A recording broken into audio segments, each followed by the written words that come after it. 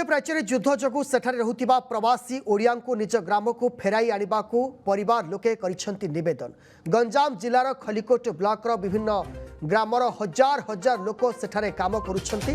सेठारे युद्ध आरंभ होइतिबा बेले परिवार लोके भयभीत होइछंती। विदेश रे रहुतिबा ओडिया लोकन को सुरक्षित भावे गांव को फेराई आनिबा को सरकार को निवेदन करिसेंति परिवार लोके।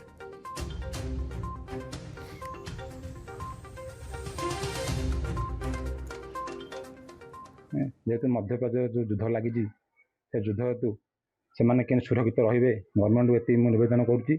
आदि युद्ध आगू अधिक बढ़े से आम निज घर सुरक्षित फेरवे भल फेर से गवर्नमेंट को अनुरोध करुँची। भल भल कि आम पिला आम घर आसुँ तो सरकार को निवेदन करी से जमी सुरक्षित भाव रखिए और जदि युद्ध भयावह हुए ताहले से जमी सुरक्षित भाव आम गाँव को आणवे। एति मोर निवेदन आज्ञा भारत सरकार को आम पिला माने जेन सुरक्षित रहिबे एवं सुरक्षित भाव गाँव को फेरबे घर को फेरबे। ये जो युद्ध है से आम भयावह लगुच सरकार को निवेदन करुचु से सुरक्षा नापी और सुरक्षित रखापी।